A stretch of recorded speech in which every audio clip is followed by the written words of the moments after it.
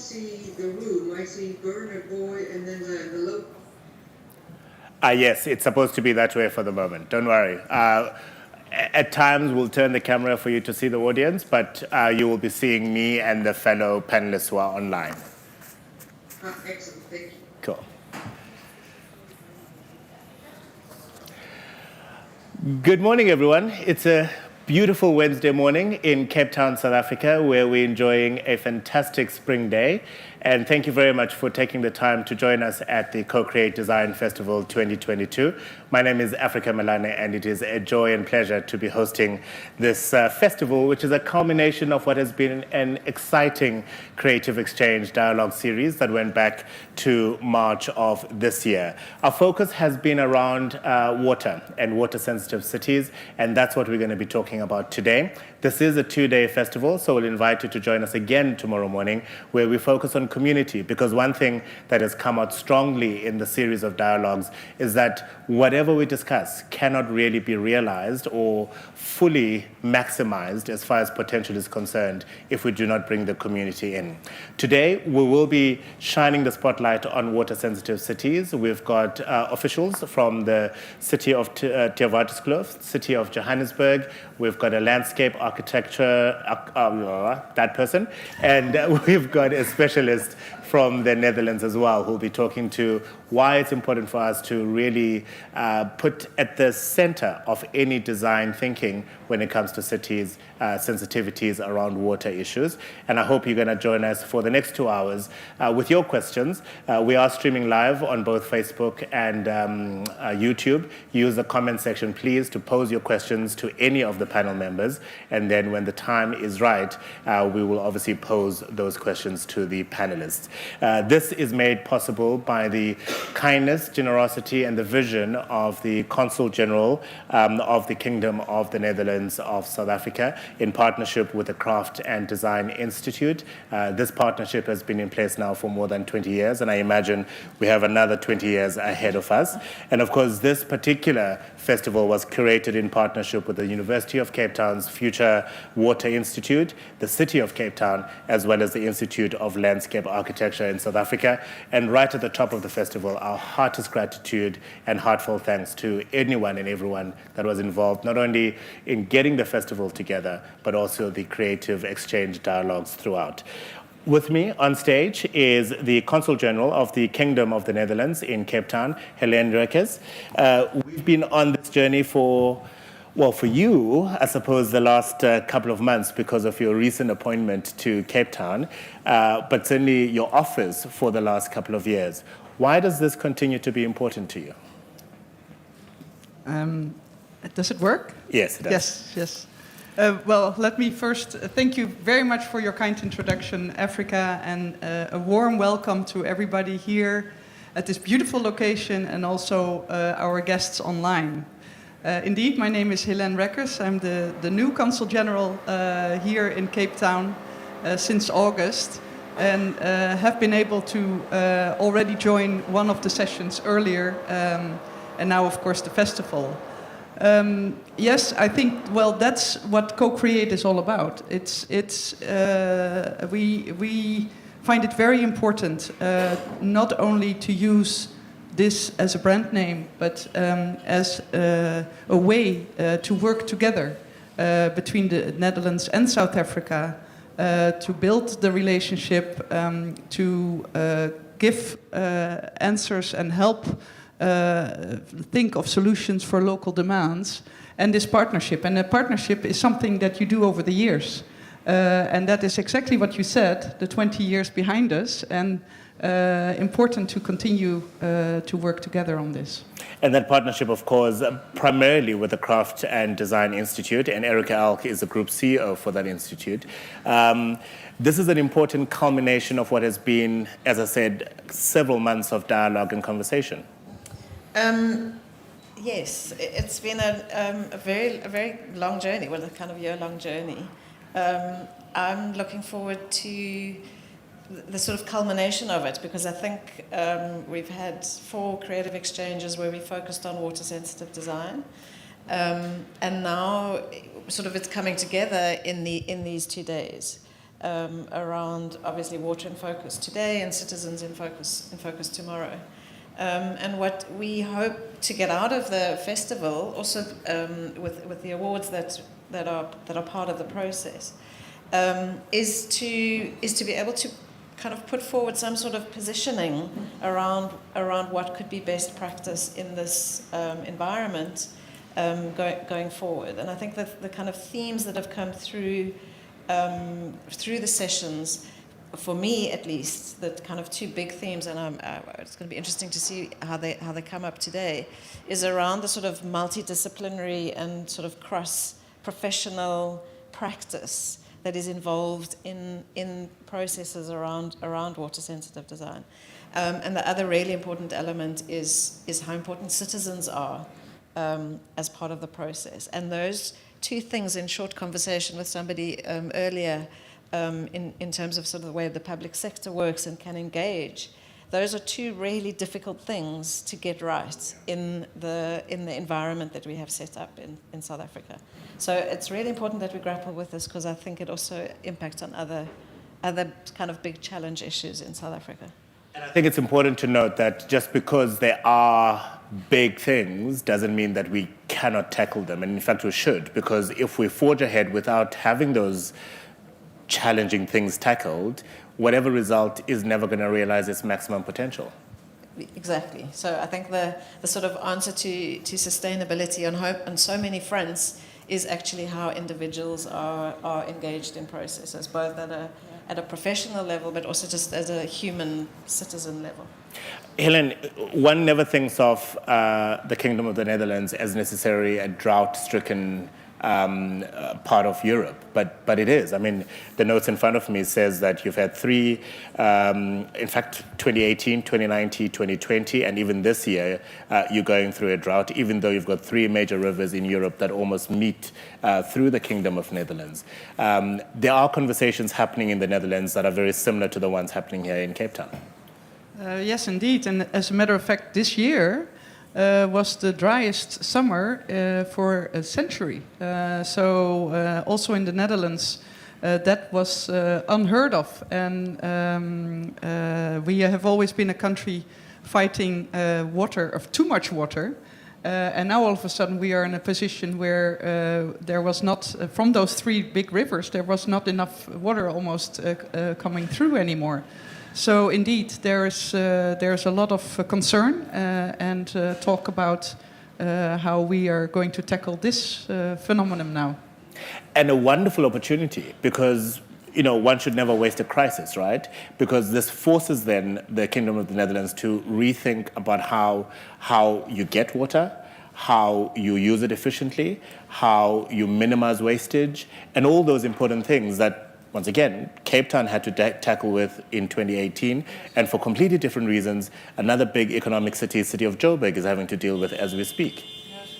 Oh yes, absolutely. And there's a lot of noise in the background. The work that is being done is now, and I'm sure that our experts from the Netherlands can say much more about this later on in the program. The work that is being done is also very applicable elsewhere, and hopefully also suitable here in South Africa. Yeah. What I love about this exchange and dialogue and conference and festival is the fact that it is truly about collaboration. We're learning from what the Netherlands are doing, and more importantly, Netherlands is learning from what we are doing here. You made reference to multiple, I suppose, areas of specialization and professionalism where at times they can work in silos, and through this festival, it's a matter of, come guys, let's gather around the room and let's unlock the potential here. I think that's so important, even, I mean, like more so in the environment that we're in, because I think the challenges we face are so complex and the solutions aren't always obvious. And in fact, sometimes the obvious solutions aren't necessarily the right solutions. And so I think we have to learn to listen to each other and to other people and to other expertise, and then find solutions that arise out of that sharing and out of that collaboration. I don't think it's not easy, and it is slow. as well. And I think that we are impatient for solutions and for answers and for change. And I think the process of collaborating is a process that takes more time, and we need to learn to engage in that kind of wholeheartedly. A lot of the shortlisted awards that I was reading about, a lot of them point to that actually consultation, inclusion of multiple stakeholders, of citizens, slows processes down, but it slows it down, and then you can move faster. And then the solution has more weight and has more standing because everyone has been involved in finding it. And of course, the awards in question are the Co-Create Blue-Green Cities Design Awards, which will be announced at a glittering event tomorrow evening. And I say glittering because it really will be, and unfortunately, you're not there. But I will be, and I'm looking forward to that. It really is a celebration of what is already achieved in this space. We are at Young Blood, which is a magnificent gallery on Bree Street in the heart of Cape Town. And we have a number of posters in the room where the on-site delegates will have a chance to vote on who the recipient of the Most Valued Water Sensitive Innovation Award is going to be tomorrow. And of course, I'll share more details as the morning unfolds, and certainly details tomorrow as well. Let me say thank you very much to Helene Riekes, who is the Consul General of the Kingdom of the Netherlands in Cape Town, as well as to the Group CEO of the Craft and Design Institute, Erica Alk, for officially welcoming us to the festival. And of course, we'll start introducing you now to the panel members. The first of the panel members is Bernard Oberholzer. He's a landscape architect and environment planner with an architectural degree from the University of Cape Town, as well as a Master of Landscape Architecture from the Netherlands by Marga Oosterveld. Marga is the Dutch partnership manager of the Blue Deal Partnership in Eswatini and works at a water joining us. And from Theewaterskloof, the city of Theewaterskloof, we've got Mangoba Ngubo, who's an acting municipal manager for that municipality. And joining me on the couch is Ondela Kyoakadi. Ondela is the Principal Specialist for Water Services Regulation and Policy Development at the City of Joburg. And lovely to have you here, Ondela. Good morning. Thank you, Africa. Very much thank you to the festival for having me here. We will leave alone the political house of cards that is taking place at the City of Joburg, but perhaps start with an urgency for the citizens of Joburg. The Vaal Dam and the tributaries and the various reservoirs have enough water. They have, in some cases, more than 90% of water. And yet the citizens of Joburg have to go through water restrictions where at times of the day they're not able to open a tap and have water coming out of it. What's going on? Currently, unfortunately,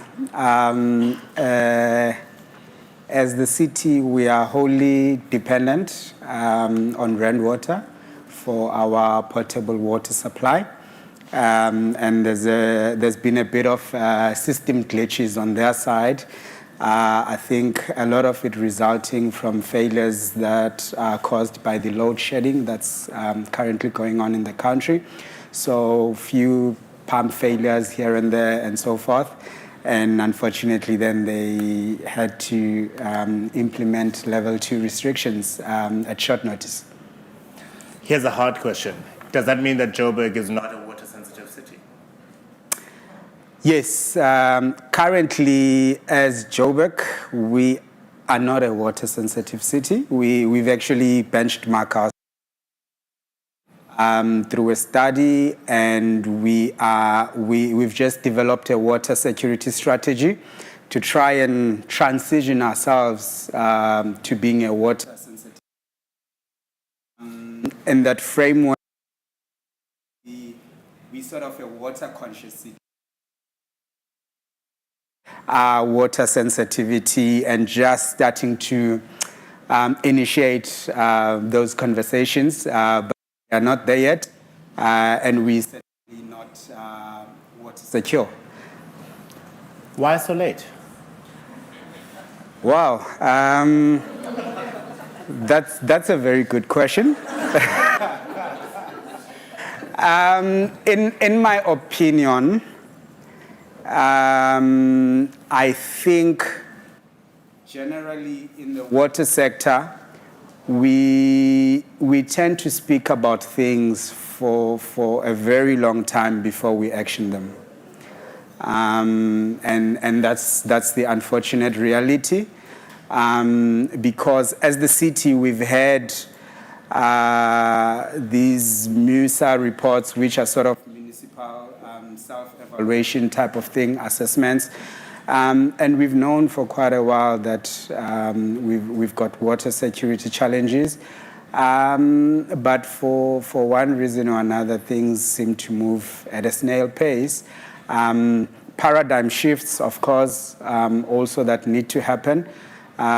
People just liking to get stuck to their old ways of doing things, and not necessarily taking warnings into cognizance, because these have been warnings that have been for a while. I mean, the water scarcity issues of South Africa are something that were discussed before probably I was even in the water sector, because my background, I initially started in engineering, more in the more geotechnical and technical side of things, where I used to see groundwater as a nuisance as well.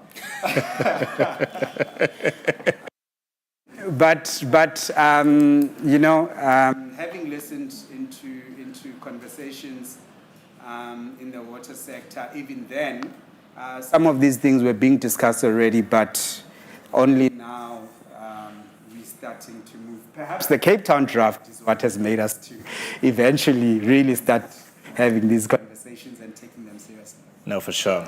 Speaking of the Cape Town drought, Mangoba, let me bring you in. You are in the municipality of Theewaterskloof. Theewaterskloof is a catchment area for the biggest dam that feeds the network of water into the city of Cape Town. It's good to know that it's doing well. It is already 20% less than it was a year ago, but then we did have an anomaly in weather patterns a year ago. How important is it to your municipality to ensure that your design of the city is one that is water sensitive? Good morning.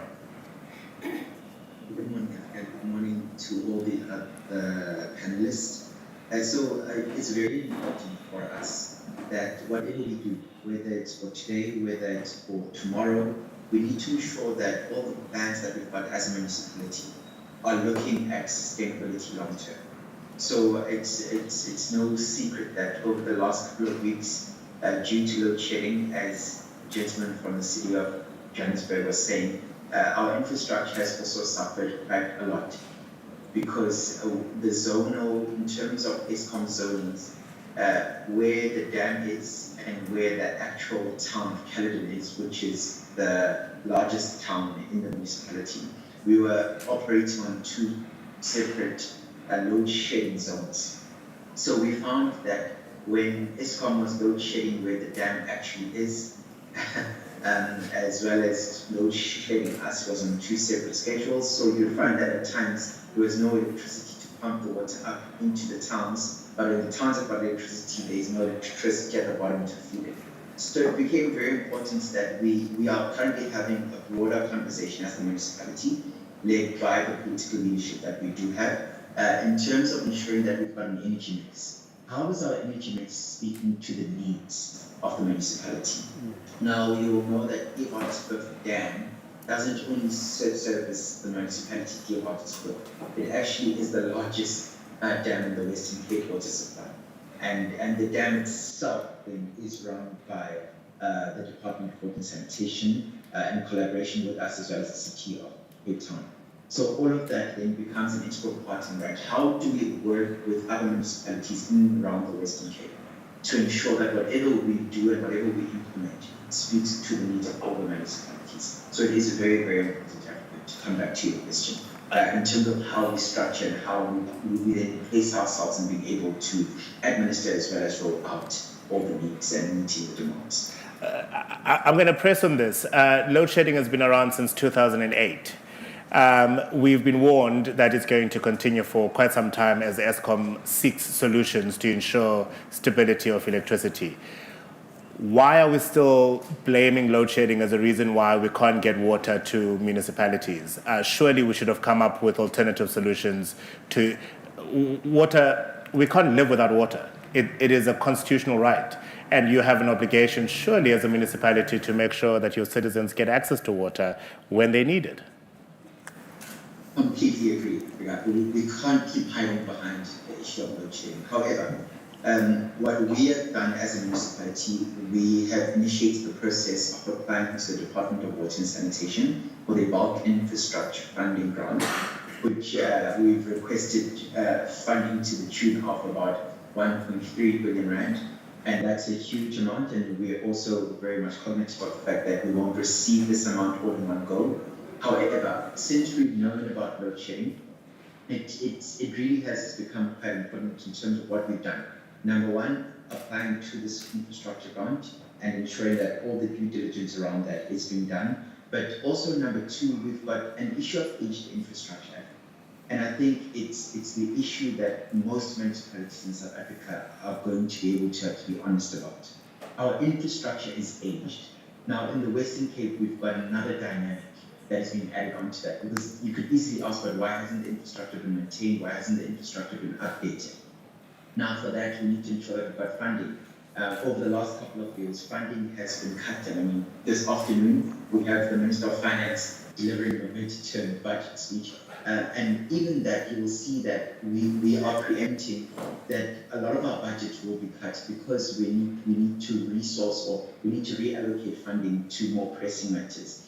So that is one. Number two, we've got generators in terms of gigawatt scope.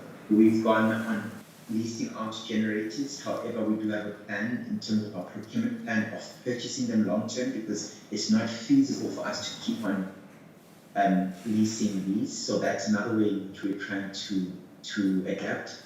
However, the elephant in the room, Africa, as I knock off in terms of this point, is the fact that in South Africa it's perceived that services are better provided in the Western Cape. And as a result, we're seeing a major migration of people moving from elsewhere in the country, migrating into the Western Cape. And this then means we've got an influx of people coming in, which means even though we do try to respond to the growing need is a moving target. And people do believe that there's genuinely better life in the Western Cape, do believe that, there is better services that gets provided in the Western Cape, and as that we then suffer having people coming in and the major influx in numbers. So we consistently are struggling to meet our own demands, because in inverted commas, we are too good for our own good. Mangoba, Eskom is already a big enough issue. We're not going to go into issues of migration. That's another conference altogether. Benny, let me bring you into this conversation now. I suppose Ondela and Mangoba are sitting in bureaucracies that sadly seem to be reacting to challenges as opposed to proactively coming up with solutions to ensure that those challenges do not exist in the first place. So how do we use water-sensitive design, in your opinion, to ensure that we are moving towards a future as opposed to reacting to a past?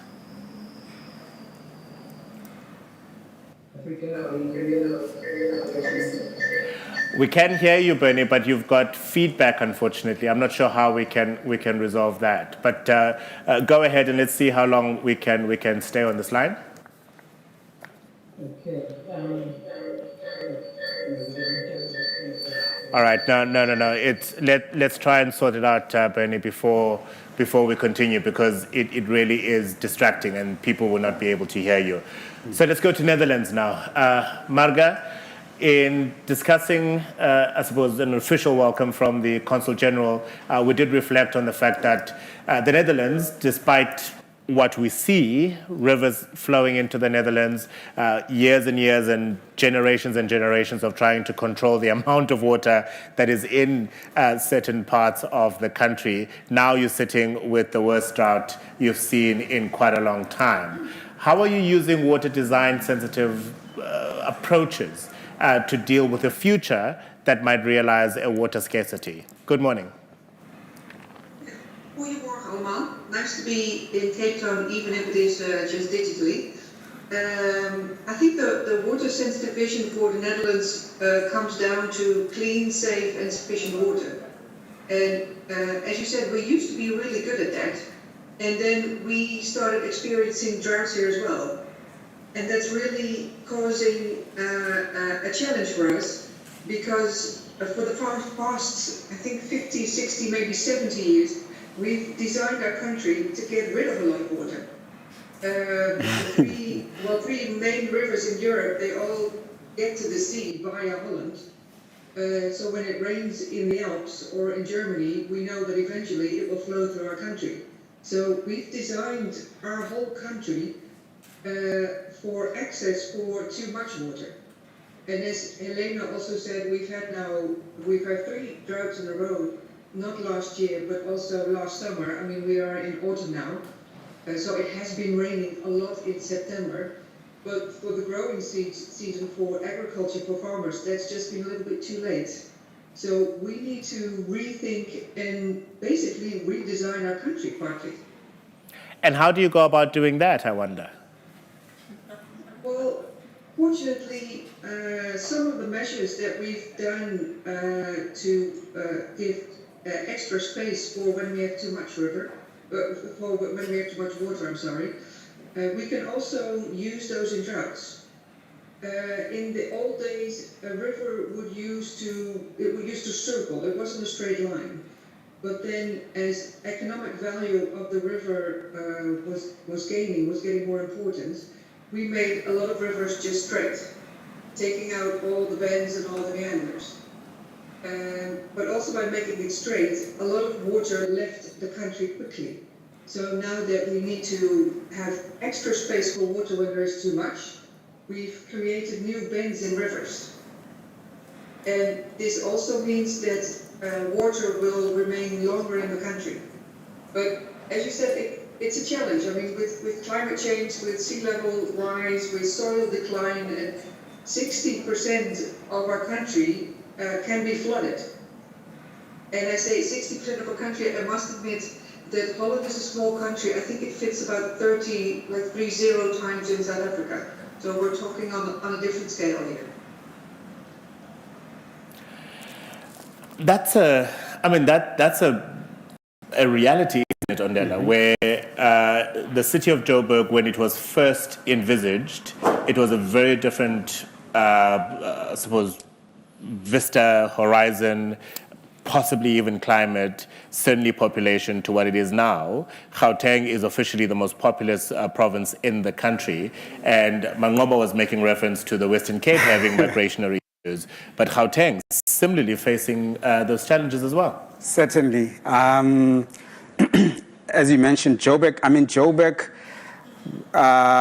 when it was designed, actually came out as a city of gold.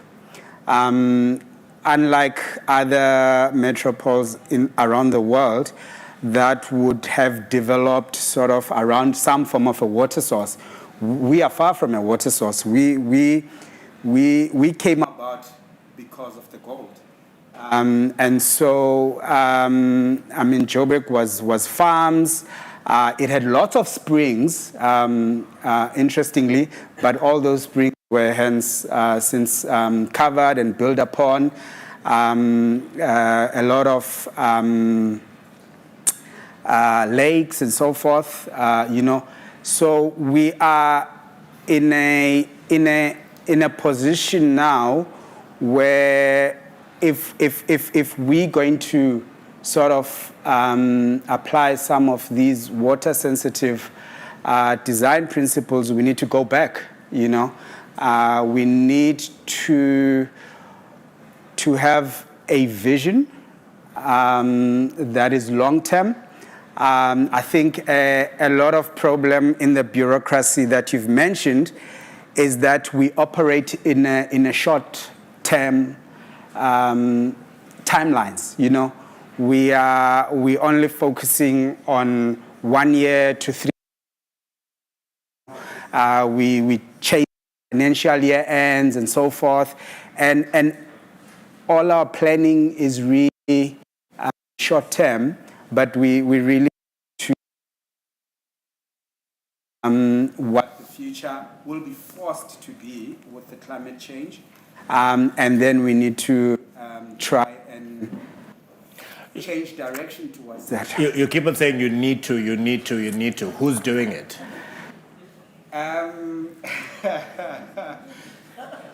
That's a very interesting question as well. And the answer to that will probably get me fired, but I'll go for it. I think we are in the system, perhaps in the South African public system, have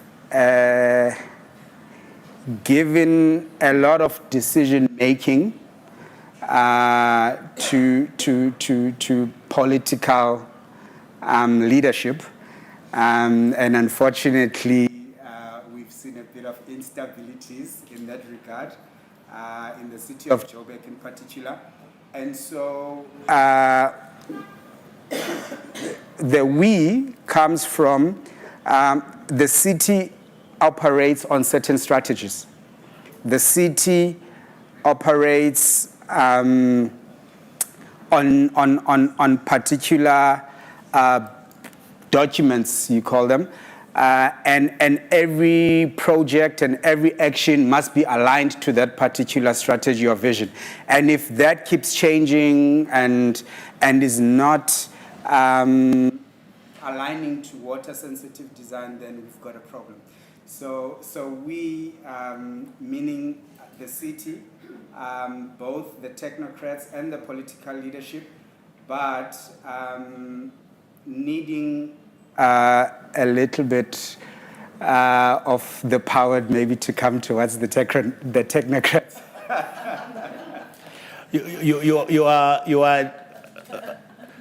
You're dealing with it sensitively, and I absolutely appreciate the I suppose the stress you're under, because really we don't want you fired, we just want solutions. But as I happen to live in Cape Town, and we went through 2018 and the challenge that brought with it, in terms of counting down to day zero. We certainly appreciate the urgency of having to come up with solutions. And I'm hoping, at the very least, that the city of Joburg will use the challenge that they're facing now as a way of expediting and skipping over, I suppose, a lot of the bureaucratic processes that you are seemingly slowed down by in terms of realizing solutions. Because it's the economic hub of the country, if not the continent, and you cannot have the city the size of Joburg not able to have water coming out of taps. It's beyond imagination that is going to be the reality in the near future. No, certainly. Like I said, we have developed a water security strategy. That process was concluded last year, but we're waiting for it to be approved by council, for it to be an official document. And so we are trying to make strides in certainly moving in that direction. Dialogues are certainly happening now in terms of even talking about alternative water sources. I think there was a bit of pockets here and there of those in the past few years, but now we're getting more and more people talking about issues of resilience and water being one of the key focus areas. Okay. Bernie, let's bring you back. You joined us from Stanford in the Western Cape, and I actually want to move the conversation now to the topic of agriculture. Agriculture is important in this province, without a doubt, and we know in 2018 that the majority consumer of water is actually agriculture. Since 2018, what has happened, do you think, to address that? Where, yes, you are reliant on water, but that water does not come at the expense of human beings being able to enjoy a clean, safe glass of water.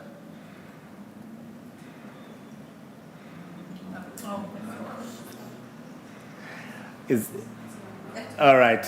It was working fine before 10 o'clock, but clearly not.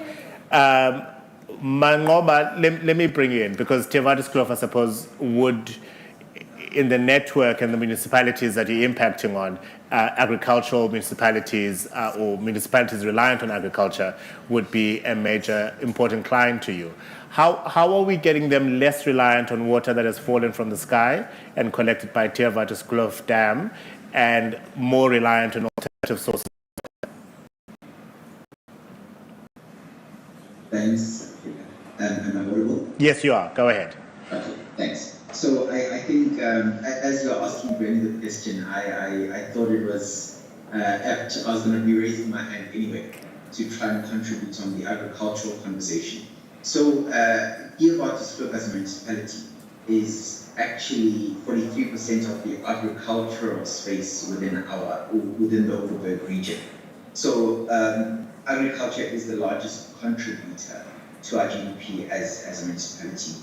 And what we've seen happen with most of our farmers, especially in the Elgin-Grabouw region, we're seeing quite a number of them using alternative space of energy. So in terms of them using boreholes, in terms of them using solar, there's also wind. So we've got a number of initiatives that the farmers themselves, from a private sector perspective, are running. We've also got an agency called the Grabouw Development Agency, which is doing amazing work in terms of trying to collate and unify the farmers within the regions. And they've also got a number of initiatives that they're currently running. So we as a municipality are trying to enable the farms and businesses around the area. It's quite a critical and important part of what we're looking at doing for the next 5 years, and has been done for the last couple of years as well, is ensuring that however the municipality can enable the farmers, so in terms of allocating land, in terms of allocating resources, in terms of approving plans that are seeking to go green, and trying to ensure that we enable them to not try and frustrate them in terms of what they do. We do enable that, and we've got a number of initiatives where we do partner with the farmers as well, in terms of education, in terms of initiatives that they've got to try and ensure. But I thought I'd just highlight the Grabouw Development Agency, which is doing amazing work with farmers around trying to source alternative sources for water, boreholes, solar pumps, and things of that nature. And do we know how much water they're able to extract from there? And I mean, effectively, and this is a ballpark figure, so how much percentage of the water they would have drawn on Tevatis Kloof is now saved as a result of these alternative sources of water? So Africa, I'm not going to lie to you and the panelists. I don't even have a ballpark figure. However, I know it's quite substantial in that when we were having a couple of weeks back, we were having water challenges in the Grabouw area. We had a number of the farmers being able to provide us as a municipality with water. And so that's how I know there's a substantial amount. And then we remain eternally grateful to the farmers for being able to collaborate with the municipality in the way that they have. But I don't have the exact amount. Well, it's good to hear that it is that successful. Marga, I know you did some work in Eswatini.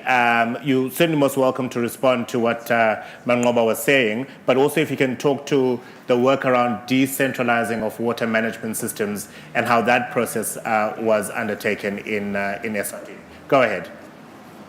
Yes, thank you. I just wanted to add on the farmers what was said, that in Holland for the past, I don't know, hundreds of years, water management has been done by the water authorities. And now that our climate is changing and we're facing less water scarcity, in some areas we've actually given the water management back to the farmers. It originally started with a group of farmers getting together and managing the water in their area. This is like in the 1200s, 1300s. And since then, the water authorities have just been centralized, basically, and taken over the water management. And now we're actually giving it back to a small group of farmers that they have to talk amongst each other how they are going to distribute the water.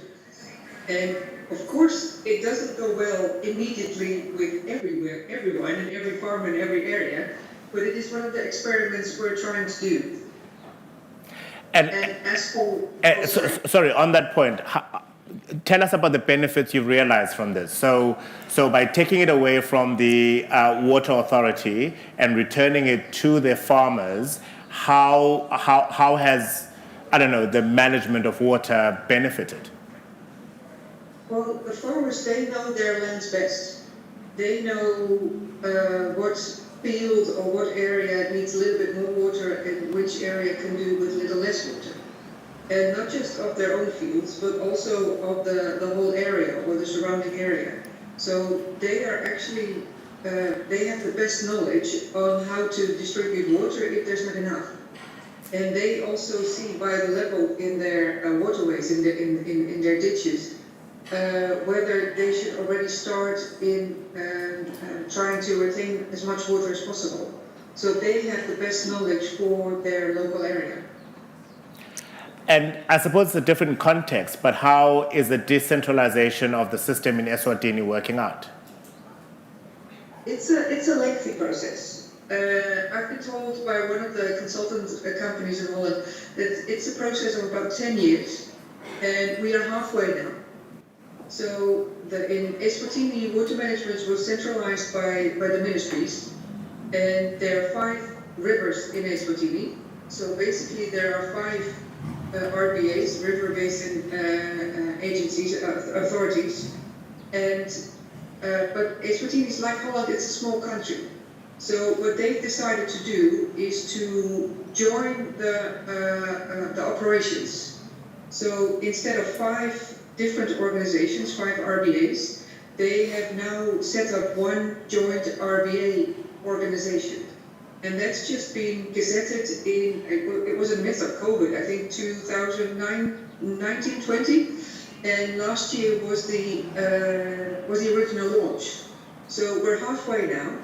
The organization is there, it's gazetted, it's launched, so now we need to build. And what we do in the Blue Deal program is build upon it by sharing capacity, by all the Dutch mistakes that we've made over the centuries. We're hoping that the Swazis will make a little bit less mistakes or learn. I mean, every context, every country is different. And it's not just that we're bringing knowledge, we want to empower each other. As the PS said of the ministry, we're working on participation and also learning from each other, because drought's new for us. And unfortunately, it's not new for Southern Africa. Certainly not. Can I jump in there, Africa? Interestingly, you're speaking about decentralization, and yet now these river basin agencies have been amalgamated to one from 5. And the issue of decentralization and giving management to farmers and users and so forth, that's something that was envisaged by the National Water Act, you know. But the implementation there, unfortunately, has been lacking. We started with what we call water management area.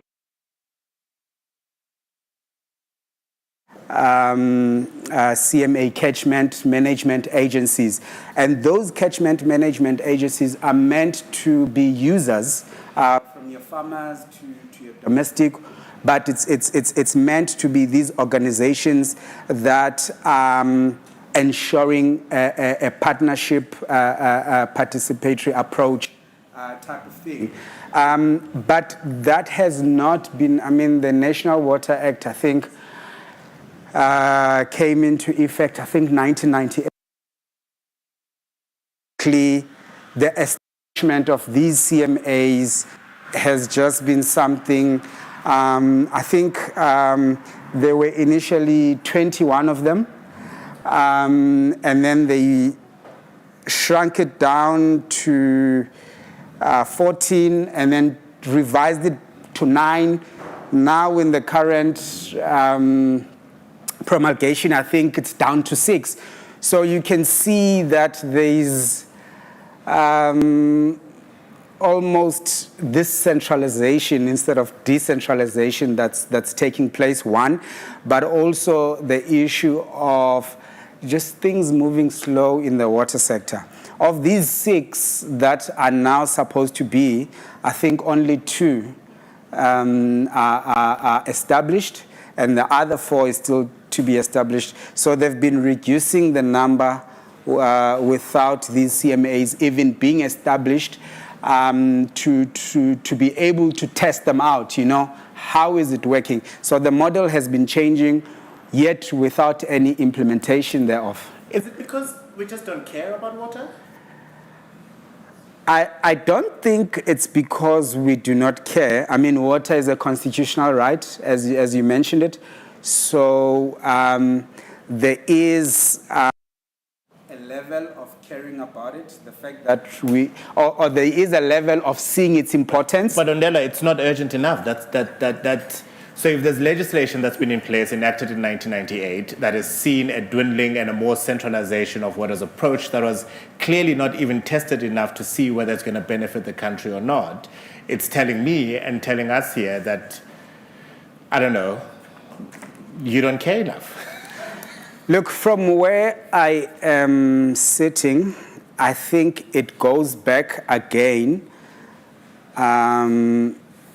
to the vision part of it that I mentioned earlier, and it goes back to leadership.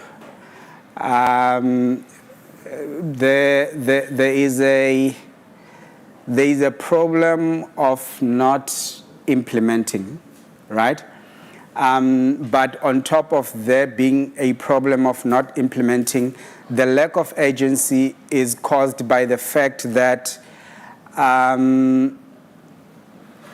we are not having a steadfast vision for the country that says, this is where we're going to implement. We keep coming up with these documents and changing them and never really getting to a point of action.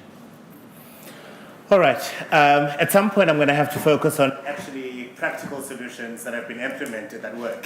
So that we can celebrate how design thinking that is envisaging water-sensitive cities has actually come to fruition. And I hope that each of you have some examples to share.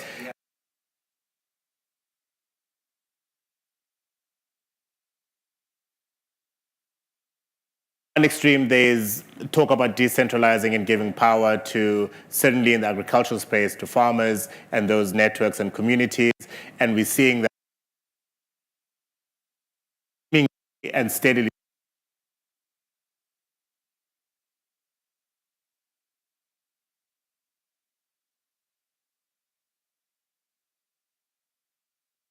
Yeah. But we have tried. Thank you very much. One more.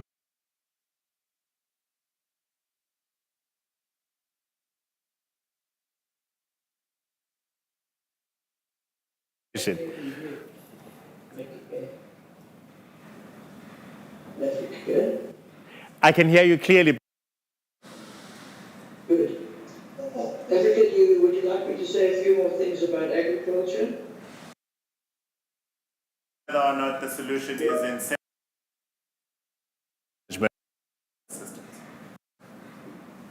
I'm sorry, Africa, but you were breaking up and I heard nothing. Okay.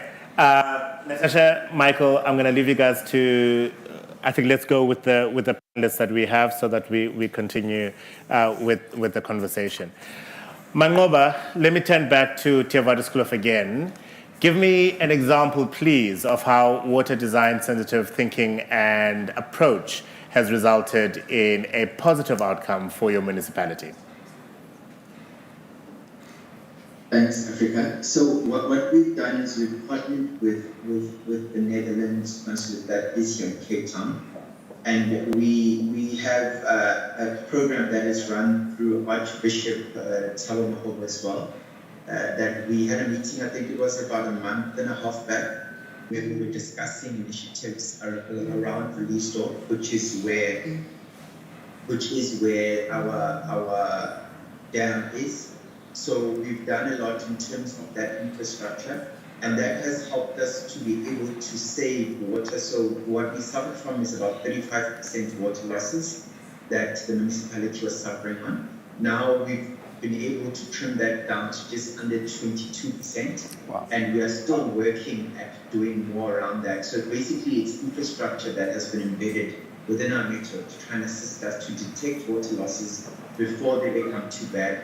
And number two, to ensure that whatever we do in terms of retaining water, so water that flows into the system, we're trying to limit the amount of water losses that we've got throughout our towns, and that has worked amazingly. We are just hoping that we move from the 22% water losses, hopefully by the end of our financial year, which is 30 June next year, then we would be then sitting hopefully at below 15% water losses. Thanks. And what about, I suppose, new developments that you're having to approve as a municipality? You alluded to it earlier. Western Cape is a very attractive province and people are moving from other provinces to here, which means your municipality has to grow. What is the municipality doing to make sure that whoever is developing those new areas and communities is in fact submitting plans that are showing sensitivity to water? So what we're doing is that we work in collaboration with the Provincial Department of Local Government within the Western Cape, which is led up by Minister or MEC Anton Riddell. Through Mr. Riddell's office, we have got engineers that are deployed to the municipalities, and they help sit with anyone who's trying to come through with new projects around the engineering specifications. So we've got that as a free service from the provincial department. That's number one. Number two, we also, in terms of our own technical infrastructure team within the municipality, we visit our towns and we allow, like yesterday, there was a service provider that was dispatched by the Department of Water and Sanitation at national level to come through and have a look at our water desalination plants and seeing what we can do around that. So we are also open to triple Ps, which is public-private partnerships. So we, at the moment, are trying to expedite those with the help of National Treasury as well, because we must have approval from National Treasury before we can embark on those. Let me be direct. If I'm submitting a plan to develop, whether it's a single household or multi-unit or whatever the case may be, is there a requirement from the municipality that I must demonstrate that my designs are sensitive to water issues in your municipality? Yes, and there is.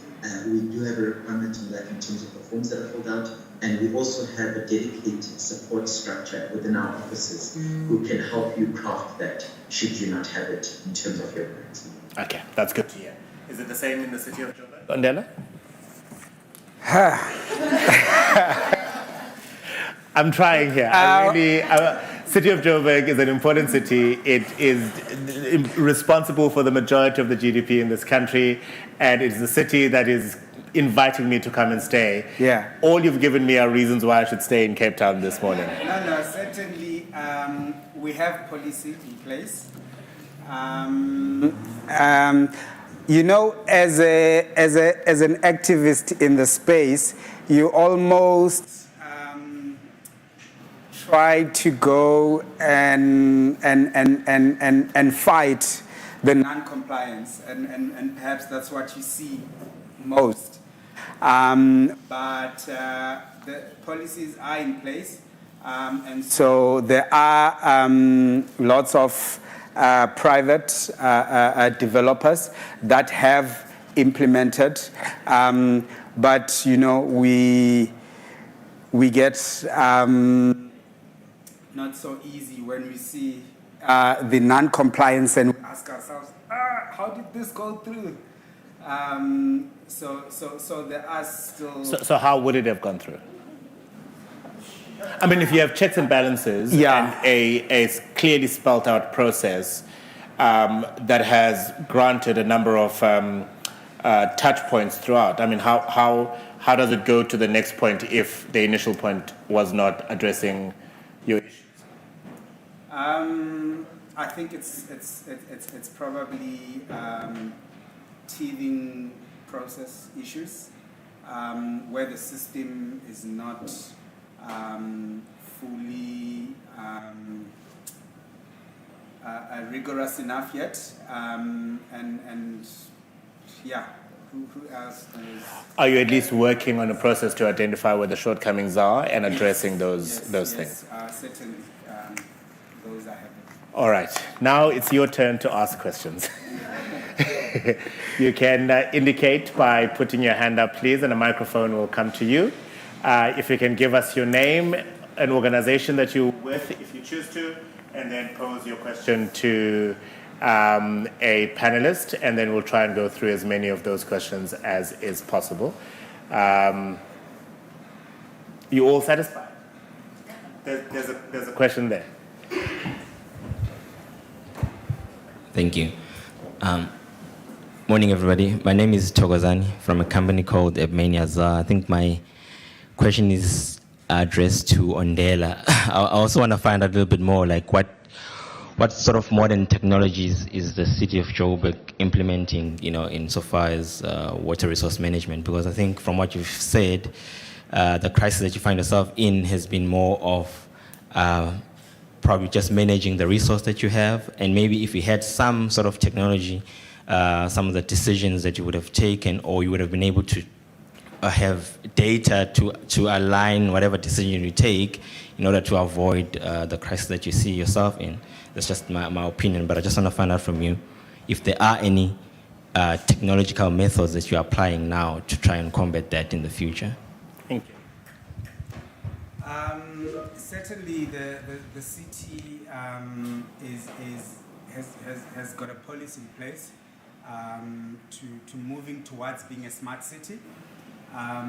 So we, in terms of non-revenue water, there's a whole lot of investment on that side, whether from your PRVs or automation that's happening in that regard, to try and reduce the non-revenue water, the losses. But also, the city is then also is at feasibility stages of looking into reuse. So looking at technologies of how to reuse our effluent, hopefully in future to direct potable. We have a groundwater exploration projects that's happening, where we are using even solar energy for our groundwater boreholes. So we are trying to implement some new technologies. Yeah. Do you have a follow-up to that? He has a follow-up. You can give him the microphone. Maybe to add to that as well, with the water security strategy that I mentioned, we've got about 7 strategic responses where we have different actions from short-term to long-term. And in the implementation plan of that water security strategy that we are currently busy with now, we actually partnering with World Resources Institute, and one of the projects that we're looking at is digitization of water, and that I think they partnering with one of the bigger tech companies as well, which will then hopefully expose us to more technology in terms of digitizing our systems. Okay, no, I think I'm covered a bit, but it'll be interesting to see how you link the two, like the water resource with the people that use the water, because I think your challenge is not that you don't have water, you've got water, but it's just a distribution of it. But I mean, I feel if even the residents aren't aware of what's happening, because I think from what I've heard and from what the residents have been saying is there's a shortage of water, but you've got water, it's just the distribution of it. So maybe, I don't know, my thinking was in line of trying to get that, even on a basic level, that level of communication and awareness of, if I'm staying in Joburg, what's my water dam level, what's happening now, why am I, just on that basic level.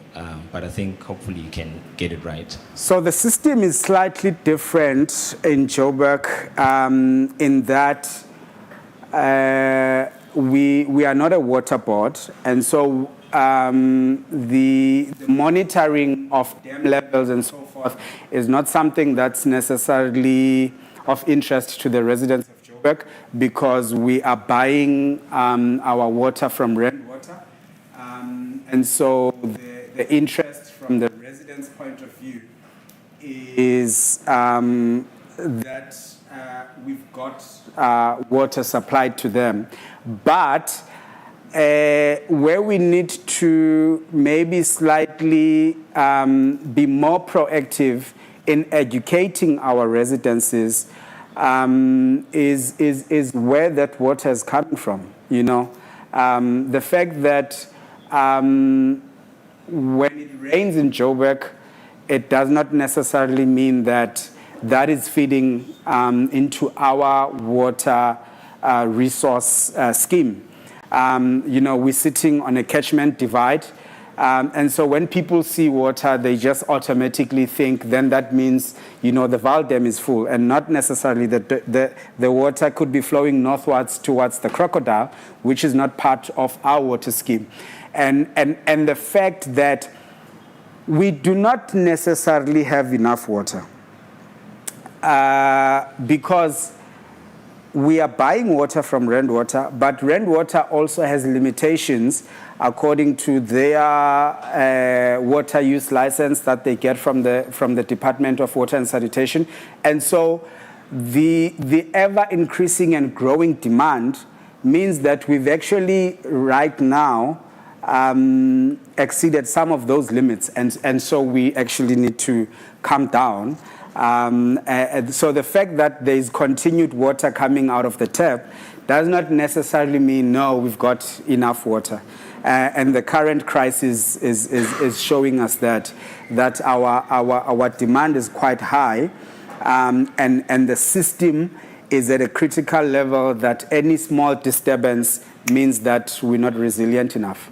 Yeah. Marga, let me actually bring you, and I'll come to you next, but how would the Blue Deal program that you've been working with help City of Joburg here in particular? Talk to us about the work that you're doing in that space. Sorry, can you repeat it? There was a little bit of noise in the background. The Blue Deal program that you are working on, where 2 Dutch ministries and all 21 Dutch water authorities are aiming to help 20 million people, I believe, around the world gain access to clean and safe water. Can you help the City of Joburg? Yes, we can help the City of Joburg. And Great. The program for South Africa, they have 3 programs. One is actually connected to Tailwaters Clove, the dam and municipality. One is in Black Box Sprout. Please help me with the correct name. And the third one is on the River Vaal, where they are trying to improve the water quality. All right, it's good to know that you are intervening there in some way or the other and using some of your knowledge. We have a question at the back. Yeah, hi, my name is Marlies den Boer and I work at the Netherlands Embassy. So I live in the city of Tshwane. So I'm sorry, my question is also for you, and I think that's the benefit of being here in person. So I actually have 3 questions. I'm sorry for that. So the first one is, we have stage 2 water restrictions, meaning we're not allowed to water our lawns or clean our cars or those kind of things. And everywhere I go, I see people irrigating their lawns. So people are not changing their behavior. And I think that is very crucial, and I think the Cape Town Day Zero really showed the power of changing people's behavior, and I think it's still institutionalized in the city and the people. So what is also the City of Joburg, and well, I'm sure you cannot speak of the City of Tshwane, but what is also being done on that aspect? Let's take it one at a time. So that's question 1. You know, that's a very interesting question. And the reason why I'm saying it's an interesting question is because when I engage my colleagues that are more into community engagement, stakeholder management, education and awareness, and so forth, they will feel like I'm attacking them when I say the messaging is not enough. Because they're saying, look, we're doing something in this area. And I'm saying, well, the residents do not seem to be getting the message on the other end. And so we need to be honest to ourselves and either intensify the messaging or find a way of repackaging the messaging. That's what I think. Because there are programs in place, but as to whether they are reaching the desired end goal, it's something else. What about punitive measures, as in higher tariffs for excessive use of water? There was in fact a campaign where we would rat out sort of suburbs that were the highest consumers for that particular week. And that, I mean, it's shaming people into behaving properly, which is not ideal, but it certainly worked towards reducing the consumption of water in those suburbs. So Johannesburg has got a stepped tariff model, meaning the more you use water, the higher you pay per unit. But the fact of the matter is, tariffs have got a political side to them. You can only raise them to so much, and then there is then the balancing with the poor as well, that cannot necessarily afford all those ever increasing tariffs. But also the issue of willingness to pay is a serious problem in South Africa. And it's not only in water. If you speak to Gauteng residents, you speak about e-tolls. You know, there's a problem, and the problem is the issue of, I think, there's a trust deficit, right? The public is perceiving the municipalities or the government not to be using the funds appropriately. And because of that, then they like, no, why should I pay only, for this to be misused? And therefore, when you say you have to pay for this service costs quite a bit, the public tends and say, well, maybe, start using the funds appropriately. Maybe that will reduce the costs. Maybe now you can afford and ask less of me. And I think it goes back to the education again. Once people understand the economic value of water, and get them to be more willing to pay for water, then we could get somewhere. Because at the moment, really, people view water as something of a constitutional right and therefore should be free. Should the Metro Corps, so we will come to your two questions, I promise. I'll come to you now, Marga. Should the Metro Corps have a particular unit that is, tasked with policing? If there is somebody who's irrigating, they'll go in there, they'll issue an instant fine, they take your hose pipe away, or something to stop. Because that's what it comes down to, right? We need to stop people from using their hose pipes and washing their cars when there's a shortage of water. Yeah. Look, that's not an arena that I will dwell into much, but in Joburg, of course, Metro Corps, part of their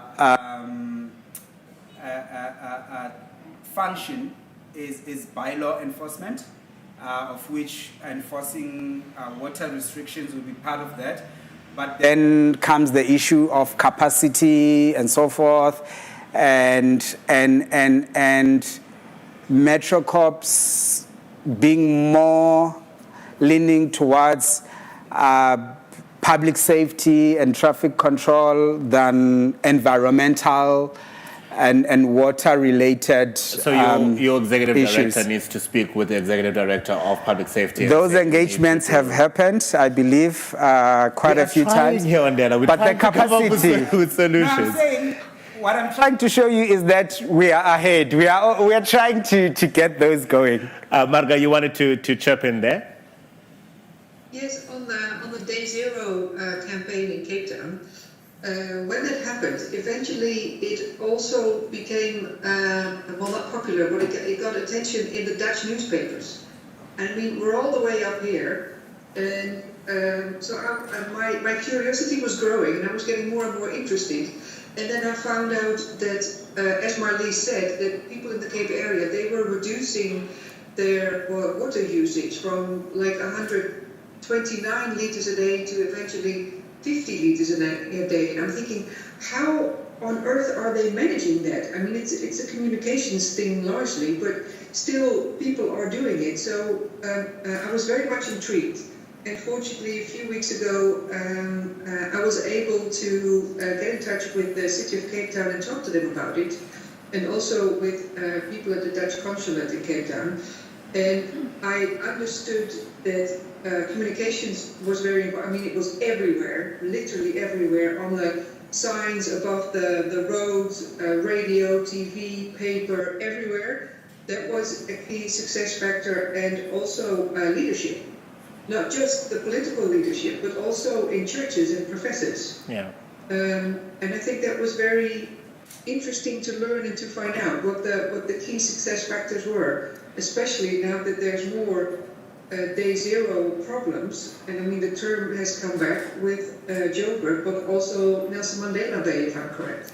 That is correct. I mean, I'm a broadcaster as a daytime job, and I was counting down every day. I'll say there are 92 days of water left. And that really, I think, forces people to change their behavior. Question number 2.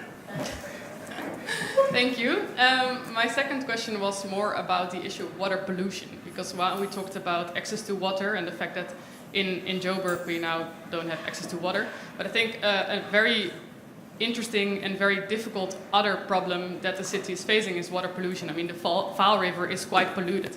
How can sensitive city design also address the issue of water pollution?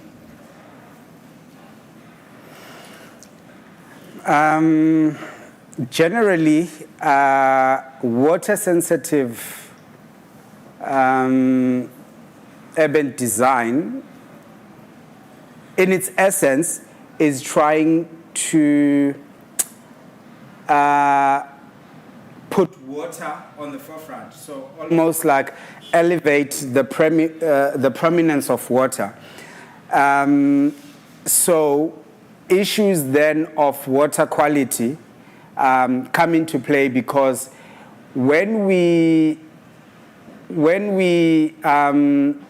raise the awareness of water, that in some way would also raise issues of water quality. But also, I mean, other aspects of water-sensitive cities are about reuse of the water. I think in addition to the fact that there are no punitive measures from national department to the municipalities, then the municipalities sort of do not prioritize the issue of pollution.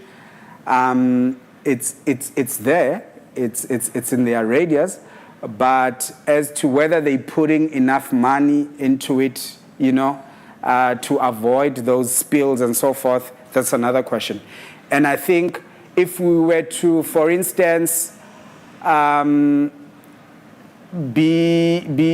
more into reuse, then we would be more aware of the water quality, because that's the same water that we're going to reuse. So it's going to cost us even more to clean it up. Whereas at the moment, it's a problem downstream, you know. If I'm polluting, there isn't a direct consequence to me at the moment. It's a problem that's sort of pushed to the downstream users, to the downstream communities. But if we were to intensify water sensitivity, and start even applying issues of reuse, then certainly we would be more aware that we need to reuse this water, and therefore we need to be more mindful of its quality as it's going into the source. We should probably note that the city of eThekwini in Durban, they're going exactly through the same problem. You can't swim in the ocean or many beaches in KwaZulu-Natal because of the E. coli challenge, and that comes obviously in part as a result of a pollution. Ngoba, let me bring you in here. Same question to you. How are you using water-sensitive design solutions to address issues of water pollution in your municipality?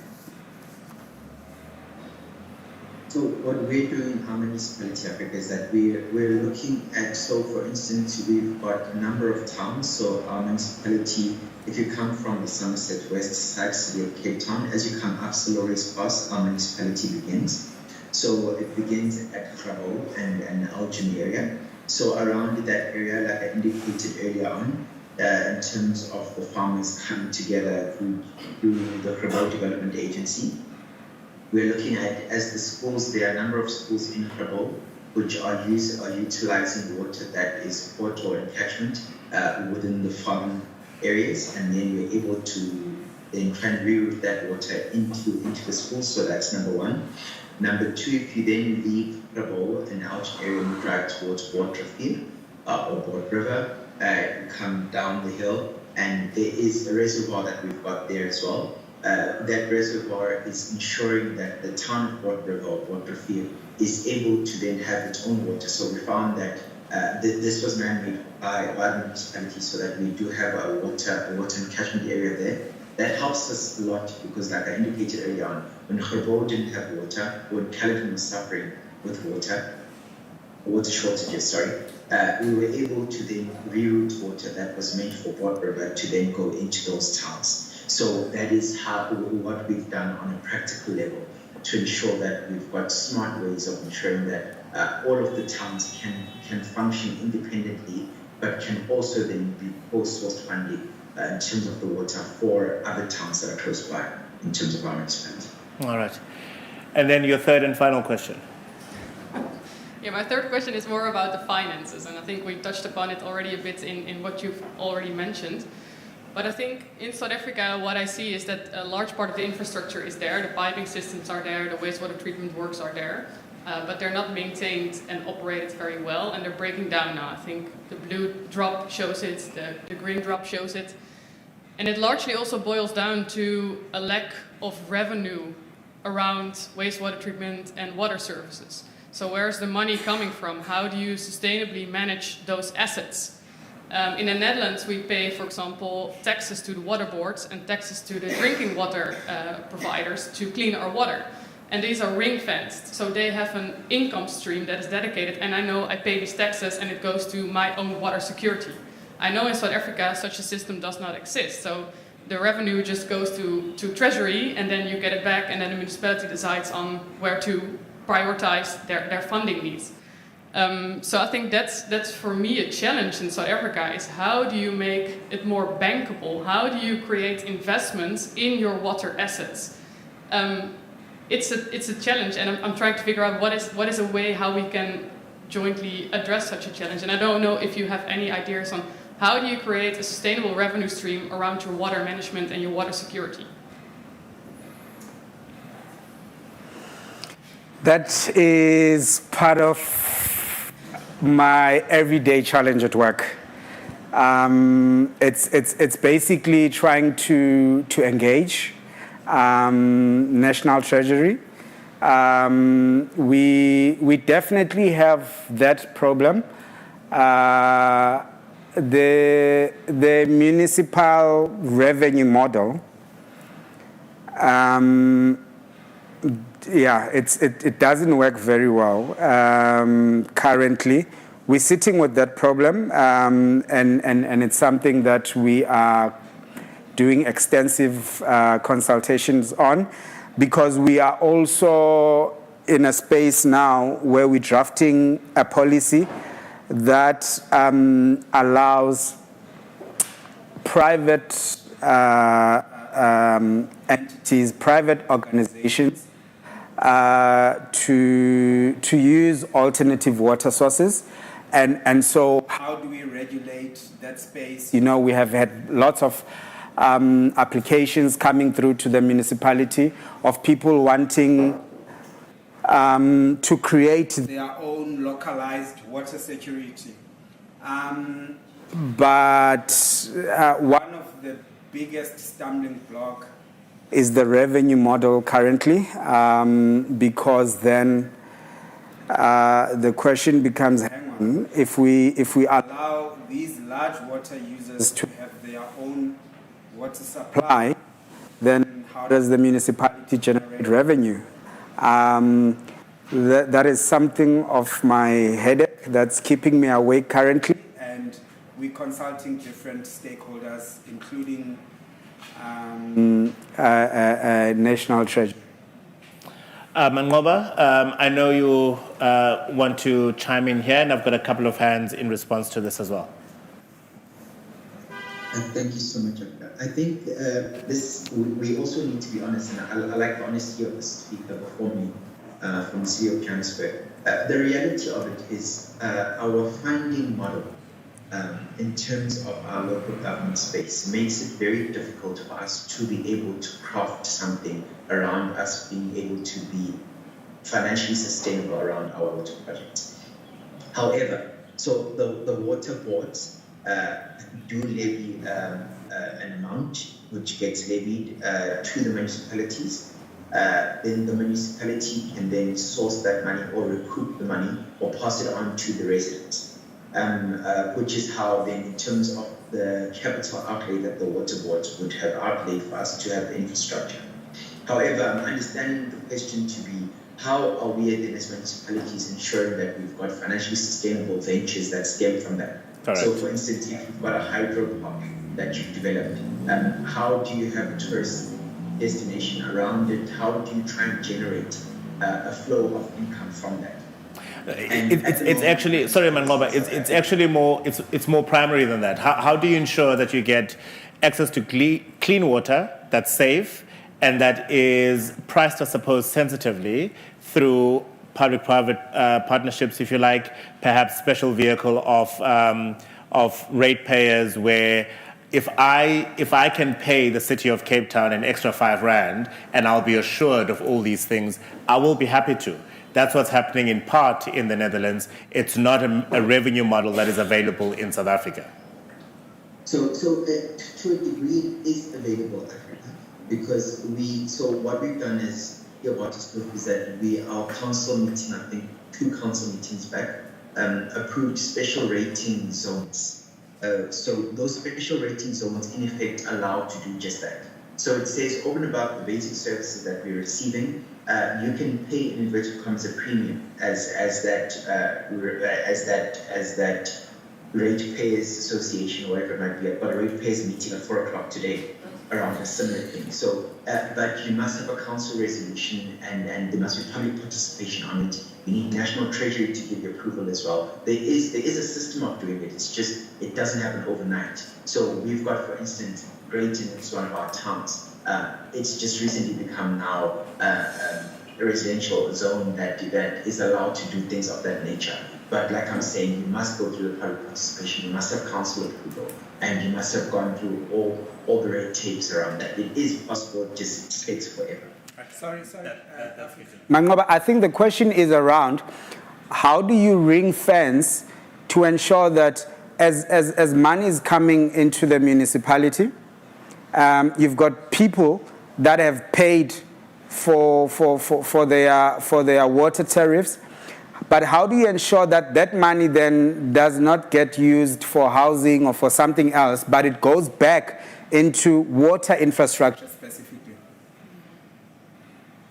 Okay, so what we do as the water scale is that in terms of our MSCO account, so I think the simple response is that you need to have internal controls. However, that is just too high level to be saying. So you need to go a bit more specific to say in terms of your monthly reporting on your M-score accounts and things of that nature. You must have your CFO, your budget office, must be ensuring that they report the moment you've got that fund that is ring-fenced.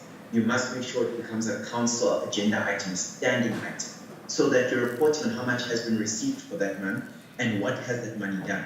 If you're not holding the officials to account on a monthly basis on that, or have internal controls around that, then you're going to find yourself once a quarter or once a year then saying, oh, oops, money that was meant for water infrastructure things has now gone and funded Roy Daka, which is a housing development which is being done here. So you must ensure that it then becomes a standing item. So the moment you've got that ring fence and ticked off as a rating zone, whatever it might be, then you must make sure that it's on the purview of council on a monthly basis, because then you're able to actually try and track what is happening with it. Okay. All right. We've got a couple of questions. Microphones at the front here, please. There was another hand on the side as well. Not anymore. Thank you. My name is Kirsty Carden from the Future Water Institute at UCT. Ondela, I think you're very hard on yourself. So I think Joburg does better than what you give them credit for, or what you give yourselves credit for. You've done a lot. So yeah. Like what, Kirsty? Well, through the Water Resources Institute work that they've done, through the benchmarking towards a water-sensitive city, through the development of policy around stormwater management. You work hand in hand with the Gauteng province. Mm-hmm. So I know, because I've worked with you on a lot of these projects, and Joburg struggles a lot institutionally, I think. Far more than anything else. The siloed approach to water management becomes really more problematic than the sort of creation and implementation of policies. Policies there. Yeah, so I just wanted to make that note. And then I also wanted to, it's less of a question, sorry, Africa, than a comment about this whole funding thing, is that we're not only looking for revenue, we're also looking for cost benefit. And particularly because, as we've heard through the water quality discussions that have been raised today, that the environment is the one that suffers the most through all of these issues around water. Those costs get externalized onto the environment. So if we can start to show through water-sensitive design, and particularly the nature-based approaches that are fundamental to water-sensitive designs, sustainable drainage systems, the blue-green infrastructure that we're talking about at this design festival, if we can start showing that those have cost benefits beyond what would happen if we don't implement them, like what we've seen in the transformative riverine work in eThekwini, for example, and some of the work that Cape Town has been doing now through their Livable Urban Waterways program. If we could start showing that for each rand we spend on these decentralized water-sensitive approaches, that we have cost benefits in terms of infrastructure and in terms of the use of water downstream, then that becomes very real and very easy to promote at city and town levels. So and I suppose an example of that is the tragedy that took place in KwaZulu-Natal with the massive floods. In the areas where interventions have been put in place that were water sensitive, we saw less damage from the flooding than in the areas that did not. And that's an example of what you're talking about, right? The cost of putting in place those interventions has actually had a benefit in the sense that it saved lives and livelihoods. For sure, yeah. So, not everything is revenue earning, but it does create benefit, and it does create jobs and opportunities and certainly environmental impact, positive environmental impact. So, a lot of the conversations we have about the value of water are not only about the revenue that comes in, but also about what that water can do in terms of placemaking, in terms of livability, in terms of actually making our cities more water sensitive. So yeah, it's complicated and wicked often, but there are lots of approaches that we need to put in place. No, certainly I agree, Kirsty. I think you're right, but I think Africa was looking more of examples of implementation on the ground. But in terms of policies that have been developed, I think as the city, we're doing quite well on a whole lot of broad things in terms of policy, but we really need to move to a point of action, and that's what we're hoping to get from our water security strategy now. As I said, some of these things, it's about having a long-term vision. So the life cycle costing that you're referring to and the cost benefit is what we're trying to show in the water security strategy, to say in the long term, you see the issue of funding, Mangoba, is a question of we get revenue as the city. And I think what Mangoba was talking about is more about after the allocation has been done. The budget allocation, yes, once you've got budget allocated, then it's easier to trace and monitor and see that it goes there. But where we're sitting is that the municipality is collecting a revenue, and I'm just making a figure, of 10 billion from water. But the municipality is needing that 10 billion for its maintenance and capital projects. But the city is saying, hang on, we are only getting revenue from water and electricity, but we need to also look at housing. We need to also look at roads. We also need to look at all these other things. And so this 10 billion, we can't just take it to water. We must now divide it between housing, water, roads, and all these other things. And I think that's where the challenge is sitting. The challenge that the city of Joburg is sitting now is that you're not even going to realize that 10 billion rand because you're not able to get water out of the tap in order for me to pay for it, for you to realize that 10 billion rand.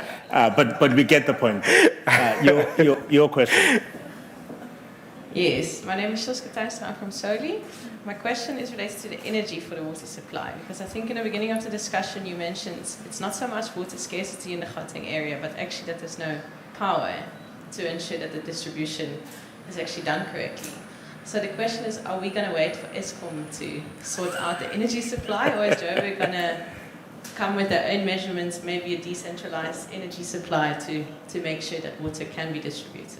Well, let me tell you what's happening in Cape Town. So Mayor Jordan Hill-Lewis made it very clear that we need to create a city that is less reliant on Eskom as far as supply of energy is concerned.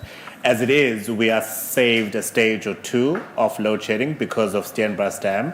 And of course, a number of projects have already been out for tender, I think, that might realize energy from alternative sources in the city of Cape Town. It's a project that's probably a year or two away, so we won't see it in place tomorrow, but we're certainly going towards that. And a number of municipalities in the Western Cape are instructed, in fact, to look for those alternatives. Joburg, once you decide on your political mayorship, they'll make that decision, I imagine. We had an energy indaba with the former or current mayor. The current mayor of Joburg is Dr. Mpho Phalatse. Yes, with the current mayor. We had an energy indaba at the Sentin Convention Center a couple of months ago, and following exactly that trajectory. And we hope she stays around to see that through. And is the former ANC mayor, Dado Morero, not looking to take whatever came out of that indaba forward? Look, that's the thing. I mean, when the court case was won yesterday, one of the pronouncements by the mayor is that we're going to review everything the mayor had put in place in the last month or so. And unfortunately, that is the tragedy, in that each political office comes in with their own priorities that do not necessarily, they don't want to be seen to be continuing the legacy of the former, but the needs of the residents are the same. And I don't see why these priorities should keep shifting. Bit of context, there was a motion of no confidence in Dr. Mpho Phalatse about 3 weeks ago, which, according to a high court ruling in Johannesburg, was done illegally. So therefore, Dr. Mpho Phalatse is now again the mayor, and her mayoral committee membership is now the membership. And the ANC which now sits in the opposition benches, is saying they will redo the process. So in 2 weeks' time, in a month, we might have a different mayor in Joburg, which is why these become issues. Thank you very much for your question. There was a question in the green shirt. Hello, hi, Rashik from Our Future Cities. I just have a quick question around water security. As an average Cape Townian, there's a lot of talk about dam levels, which is a very bad number to measure water security. So why is there no index from 0 to 100, which tells us 4 years ago we were at 33, or maybe worse, out of 100? The communication is still about dams being a percentage for, which is kind of irrelevant if we can't handle future shocks. There was talk about desalination plants, there's talk about sourcing water from other means, but I still don't know as a reasonably informed Cape Townian if we are more water secure than before at all. I know that our consumption is down significantly, which will never go back to what it was before per household, but is there any indication that, apart from the reduction in consumption, that Cape Town or another city is more water secure than 3 or 4 years ago? And what would go into this index, do you think? What other factors beyond dam levels? If you repeat various scenarios and shocks, can the city cope? If there's no rain for 2 years, do you then start procurement for desalination? When you start recycling water, when you start tackling the flays and groundwater? So I just don't have no idea if at all there is any sort of water security improvement out of 100 compared to 3 years ago. No, for sure. It's an important question. Marga, I'm gonna give that to you. Are there any such tools, such indexes that are available that perhaps South African cities can adopt? The reason why we use dam levels in Cape Town is because that's the only measure we have currently. And as we heard earlier from the city of Johannesburg, they don't even use dam levels as a measure of, I suppose, telling residents whether there's water security or not, because water is bought and then have to be distributed, so the challenges are very different. Is there such an index that allows us to take more than just dam levels as a factor in determining water security? Well, in the Netherlands, the thing is we don't have dams. The drinking water is largely groundwater, which is being pumped up, and in some cases it's also river water. And concerning the river water, that's a little bit more visible, that we can more easily communicate when, well, for instance, in the last drought, some of the bigger cities in the western part of Holland, like Rotterdam and Amsterdam, they are getting their drinking water partly from a river that is flowing out to sea. And when there were droughts, you could see that the seawater would invade the country, and in several instances it would become very close to where the water inlet was for drinking water. And then we have, then there's a serious problem. And I believe in one instance, a community, I believe it was on one of the islands, drinking water was being shipped there. So not by the regular pipeline because they couldn't use it, but actually with a cargo ship bringing drinking water to a community. And that's very, very unusual for the Netherlands. And as for groundwater, the difficult thing is you can't see it. I mean, with dam levels, you can go to a dam and you can see that the water level is dropping, which makes it much easier for awareness with the public. Like, you really look, it used to be there and now it's a lot lower. There really is no more water. That day zero is creeping up on us. Let me give a slightly, I suppose, practical example, right? So we're sitting at water dam levels about 82, 81.8% generally in the network of dams in Cape Town. I know for a fact that we are 20% less than what we were at this time a year ago. South African Weather Services can give us some insight as to what the long-term forecasting for winter is going to be next week. How do you take all of those factors and put them into an index and tell Cape Townians that an index out of 100, you are now at 55, and comparatively to last year when you were at 57, you're 3 points less secure than you were before? I'm not sure I understand the question. Did I summarize it? Okay, cool. Margaret, don't worry. Ondela is going to give us an answer. To attempt to answer that's actually a very good question. And I think part of the benchmarking process that Cape Town actually also participated in, and Joburg recently. So it's a water sensitive city sort of index, and it does not only look at water availability. It takes into consideration issues of access. It takes into consideration issues of flood protection, impacts of climate change and so forth. And I know it's a relatively new index, and so perhaps we are still holding on to it only as the technocrats and not putting it out there. So and wait, maybe, but are also, you saying there is such an index? there is such an index. You're yes, just not communicating to us yet. I think also because in South Africa I only know of Cape Town and Joburg that have done it, and so maybe that could be an index that could be taken and then be publicized, like your dam water levels, and then be tracked. The only thing is that then there's almost like there's gonna be a need to focus on that so that it's updated, whether every 2 years or so, because it's almost like a once-off exercise that you take, and it's an extensive public consultation process and so forth to see where residents feel they are in terms of access to water, flood protection, and all of those sort of things, governance issues and so forth. And so you have that, and then it sort of benchmarks you where you are in terms of a water-sensitive city. Then you can add maybe one or two other things to give you, I think water security is embedded in that actually. But like I said, it's not something now that is being monitored like your dams, where from month to month, So it's an exercise that firstly, maybe we need more municipalities to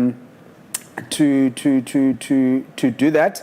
And then secondly, maybe an exercise that can be done every 2 years or 3 years to see where we are. That will be part of monitoring the water security strategy that the different cities have developed anyway.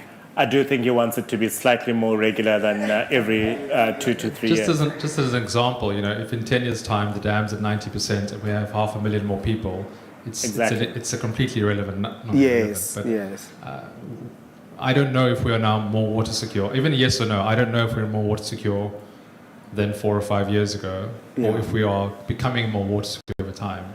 There is no communication about that. And I mean, that's a good point. An additional complexity is that if you live in, I don't know, the southern suburbs of Rondebosch and Newlands, you might be more water secure than if you live in the community of Danube. Yeah. We both live in the same city, but the one person has more water security than the other. Yeah. So a tool then that even is able to devolve it, if you like, into that granular space. That's an important question. That really is. Thank you. Hi, morning. Sarah Polonsky. I'm from the Department of Environment, Forestry, Fisheries and Environment, but I'm speaking on behalf of myself, not representing. Disclaimer. I think also the question and the discussion around catchment, so water security is also about the health of the catchment, where the water's coming from.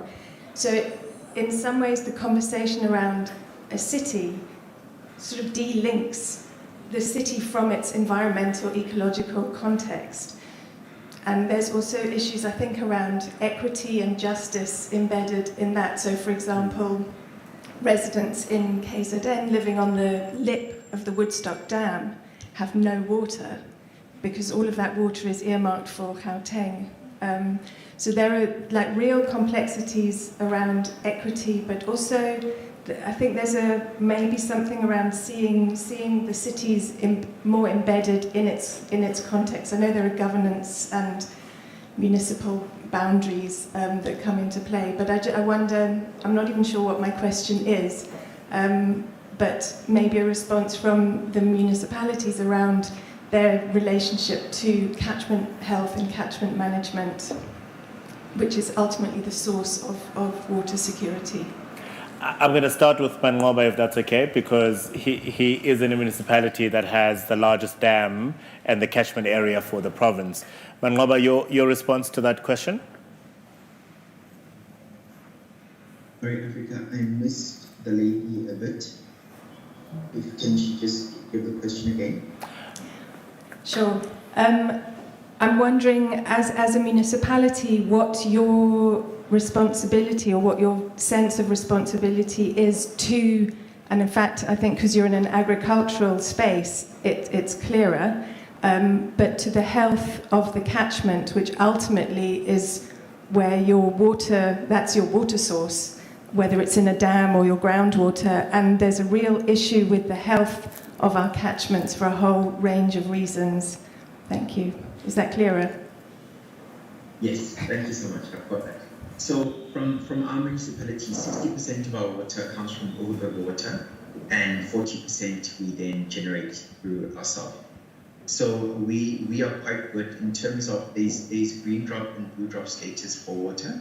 So we at the moment are sitting quite high up in terms of our indices for that, and how we are able to try and ensure that we sustain or maintain that level of water clarity is that we've got, from the Department of Water and Sanitation, we've got random visits from them to be able to check the quality of the water. But what we do is that there's a system that we use, which is almost a system that uses far less chemicals and more organic. I'm looking for the right word of what the thing that gets used. But in trying to decrease the amount of chemicals that we use in the water, because at times the more chemicals that are used to clean the water, the more issues you're going to have at the end. I'm just looking for the right word for the chemical. It's a biodegradable thing that we do use for our water. But the water status, in terms of how we do when we do have the catchment areas that we review, and we try and test the water every day. And at times when we suspect that the quality might be influenced, we then have to test it at the beginning and at the end of the day to try and ensure that we maintain the right quality of water. Whenever we do have water problems or the load shedding, as you explained, we do have generators. However, at times we do need to towards water tankers. When we are using water tankers, we then embark on a completely different process to ensure that the quality of the water. So at every water tanker, we then have a process of trying to check the quality of the water as well. All right. Did that answer your question? Okay. Can we give her the microphone again, please? So, I mean, water quality, that's one aspect of it. But for example, the amount of siltation in the rivers, the sort of broader catchment issues. I suppose in some ways what I'm talking about maybe is a kind of a sense of payment for ecosystem services where the end user is more directly paying for people higher up in the catchment to take care of their land in better ways because we're part of one system. Thanks, Africa. So I think the lady has probably got it in terms of what she's saying in terms of the high areas versus the low. But what we are relatively blessed in terms of Western Cape in that there is some sort of synergy that we've got between what we call Cape Nature. So Cape Nature looks at the ecological systems and all the famous in terms of around the areas where the dams are. So wherever there is a dam, we've got Cape Nature that partners with that dam to ensure that the ecology thereof is also looked at. So we've got those that really do assist us. However, in terms of one subsidizing the other, I'm not ruling that out at all. We do have some sort of structure in that way that is also looking at that. All right. Thank you very much. I'm going to give you a brief question, and then I've got a question here, and I've got a question there, and those will be the last round of questions before. So go ahead. It's more just a comment on the amazing insight that cities are not municipal borders. As much as we like to confine our city, Cape Town gets most of its water outside of Cape Town, outside of the city of Cape Town. So we we live in an ecological region in the same way that tourism doesn't stop at the city of Cape Town. It goes to Stellenbosch, and these are not. So I think the idea that we have ecological tourism, environmental regions, that should probably be in a water security index of sorts. But the interface to the majority in urban areas is probably that big municipality. But like we see in Johannesburg and places, the water and electricity comes from elsewhere. I suppose the idea of municipal borders is extremely important, but in the sort of really deep work of cities and ecologies and environments becoming less relevant, because there's just we are interlinked, and you don't leave Cape Town and enter Stellenbosch. You do, but we live in city regions. We don't really live in these. Thank you. No, certainly. If I can maybe jump in before the next question. Can I get the question? I'm literally left with 11 minutes. Okay. And I need you all to wrap up, and I'm trying to get through as many questions as possible. I promise you. Just keep that in mind. Hello, I'm Craig. I'm from the Future Water Institute.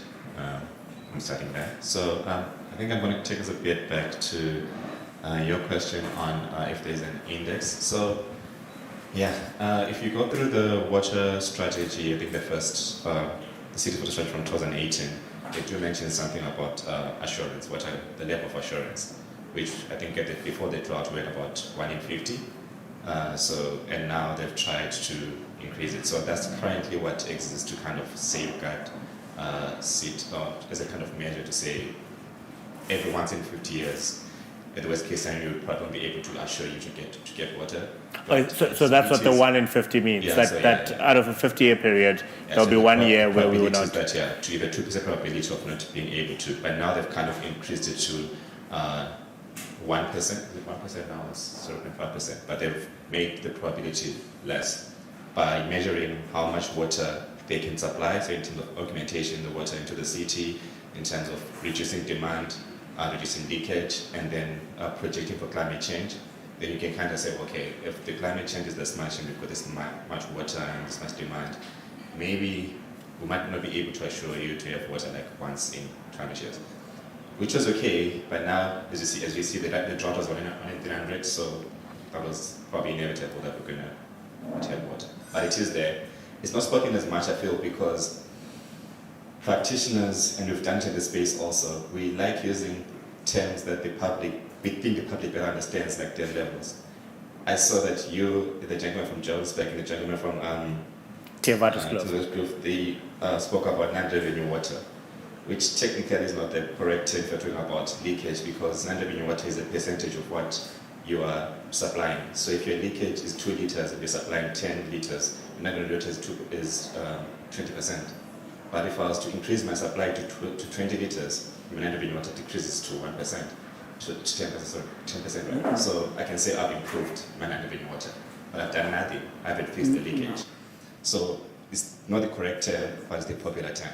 So I feel like the dam levels also, because I know that when I report about, we can use the infrastructure leakage index for leakage. We can use unpaid for water, but I know I've come to accept it, even though I don't like it, that we use terms that public understand. But those terms are there. It's just that we probably choose to use the terms that the public most likely would understand. But I think that's also kind of infantilizing the public. We can try and explain better. And I suppose the media have some role to play with that, right? Definitely. Because we want the hits that Beyonce sings, and dam levels is that. It's easy, like it's literally easy to contextualize and to communicate that. So that becomes the issue. How often is this index 1 in 50, 1 in 200 measured? So I know that there's an update on the water strategy. I haven't gone through it all, unfortunately, but.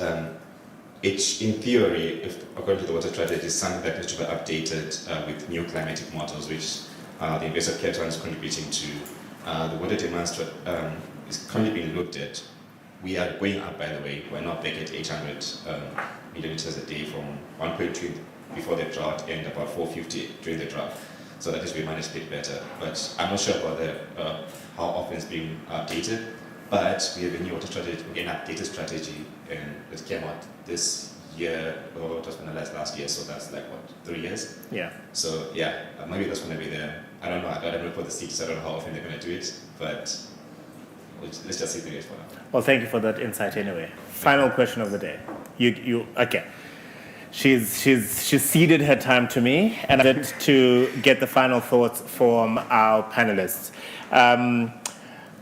Bernie, you've been listening. I'm going to give you one last chance to reflect in 2 minutes what you've heard here today, and hopefully paint us on a way forward. Where do we need to go to next? Where do we take this conversation to next? Oh, good. I can hear you clearly now. Yay! Africa, thank you, and I'm sorry about all the glitches. I was quite intrigued that the water catchment area policies are not functioning that well. The thing is, the water catchment transcend urban and agricultural areas, they transcend municipal cities. And they're pretty crucial to our water quality and provision. Bernie, we were too premature in our levels of excitement, I'm afraid, because I have no clue what's happened to your microphone. Do you want to try again? We'll give it one last chance, I promise. Can you hear me now? Yes. So whatever you're doing, stay there. Don't move. Just move your lips. That's all. I was talking about water catchment areas and the fact that there are problems surrounding that in South Africa. They are so crucial because they transcend urban and agricultural areas. They transcend municipal boundaries. And they're so crucial for water provision and water quality. When I drive around the Overberg, for instance, I see farmers going through drainage courses to meet if the drainage courses didn't exist, the wetlands. I see commercial farmers growing potatoes for the supermarkets and all the fertilizers going into rivers. I see dairy farms and all the nutrients from the cow manure going into rivers. So I ask myself, how much management what it to the agricultural extension service we used to have in South Africa. But this is a real concern. And the thing is, South Africa, we regard water as drinkable water as a human right. So a lot of industrial waste all right. agricultural waste, as I mentioned. Benny, I will ask that we leave it there, primarily because you dip in and out. So there are times when we hear you clearly and we're able to hear your articulation of your concerns, and then there are times when we're not. But I think we get the essence of it there. Thank you very much for staying with us despite the challenges. Marga, how do we ensure that water is put at the center of design going forward? Well, that's the trick. That's basically the key. But I mean, water is life. Without water, there's no life for anything or anyone or any animal or any crop. But water is also complicated. So we need water to be sustainable, and for that we have to collaborate and we have to participate. And all to empower each other, and then finally in the benefit for water, and then we're back to water is life. So we need to continue working together. Thank you for that, and thank you for your time for the last 2 hours and your insights as well. Mangoba, same question to you. How do we ensure water is at the center of design going forward?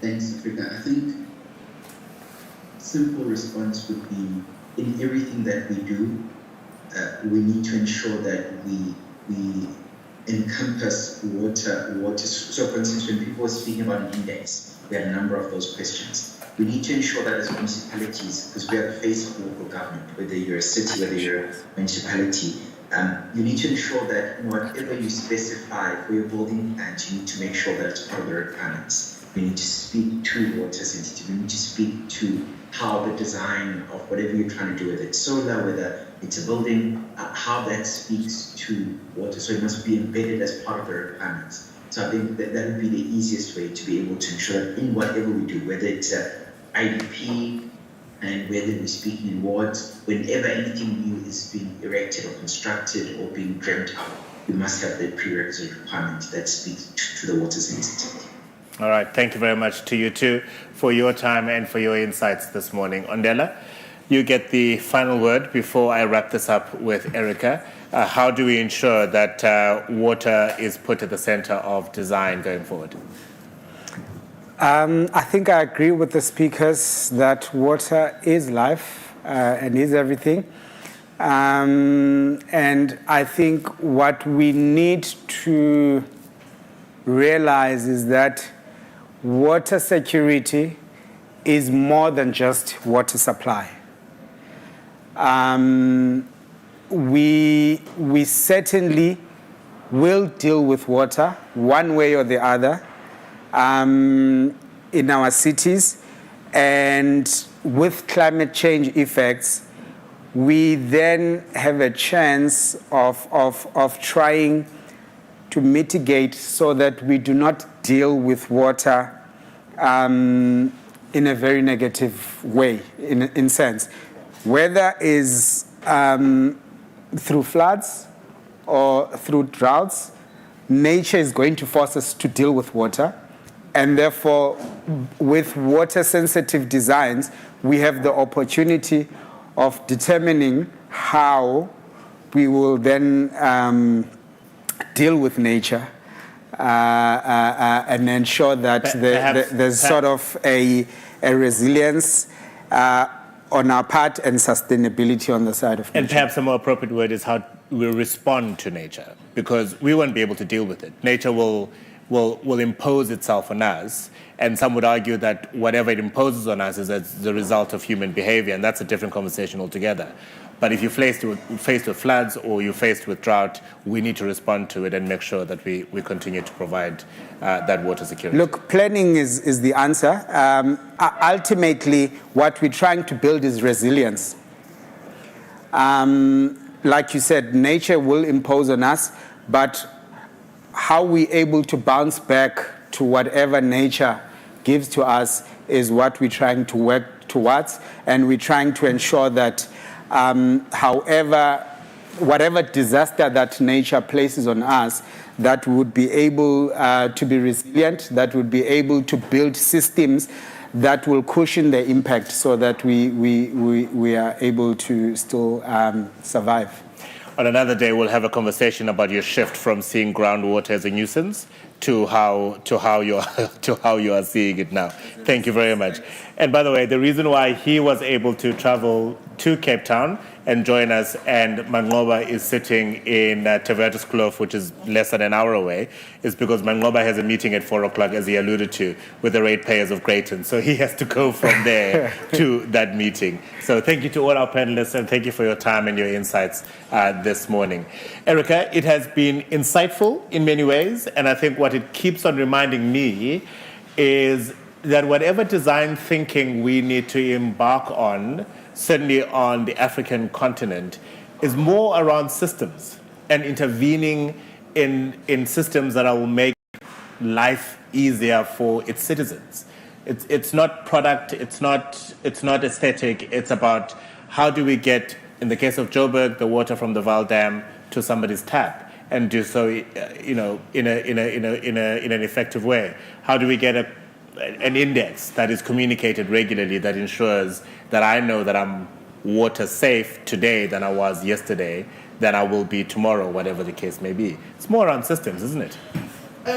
Absolutely, Africa. So I mean, I think there are big issues that have come up in the conversation. I mean, the question of, we all know this refrain that South Africa has the best policies in the world, we've got the best constitution, but we really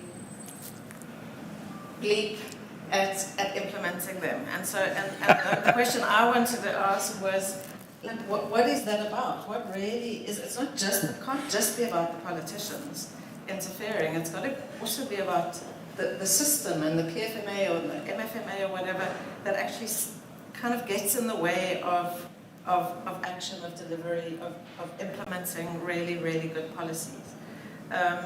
So yeah, I mean, I think that was one of the things that struck me, the question of kind of aging infrastructure and the investment required to invest in it.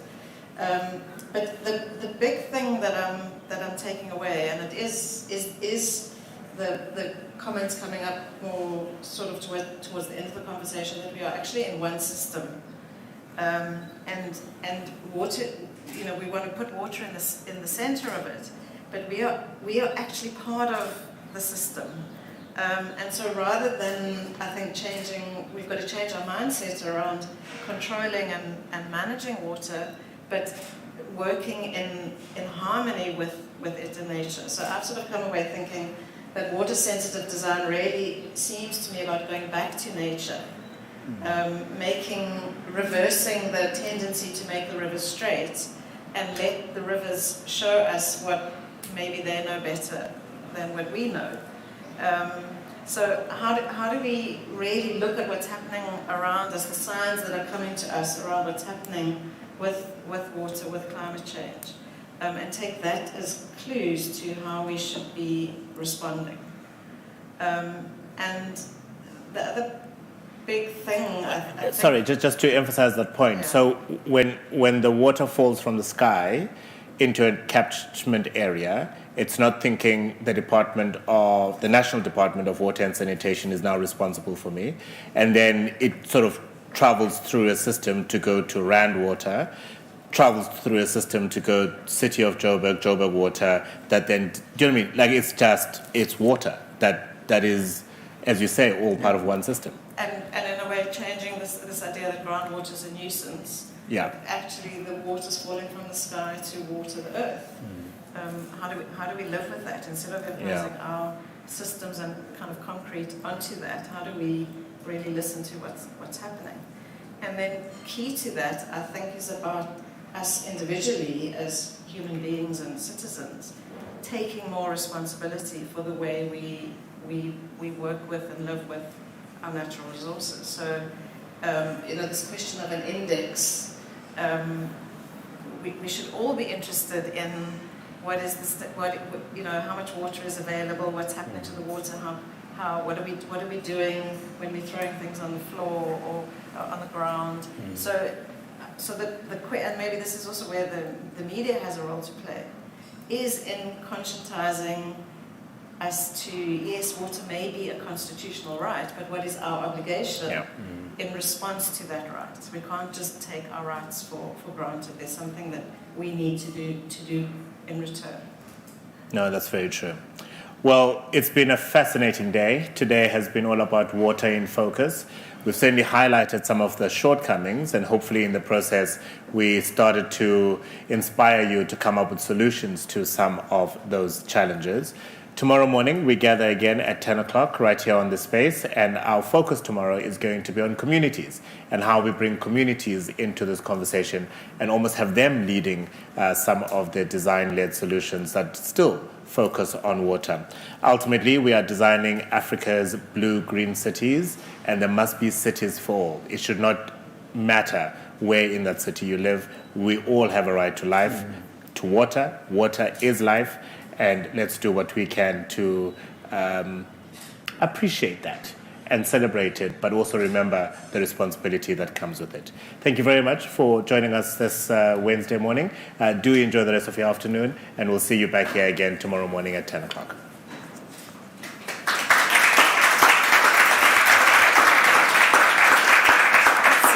Thank you. Hot seat it was.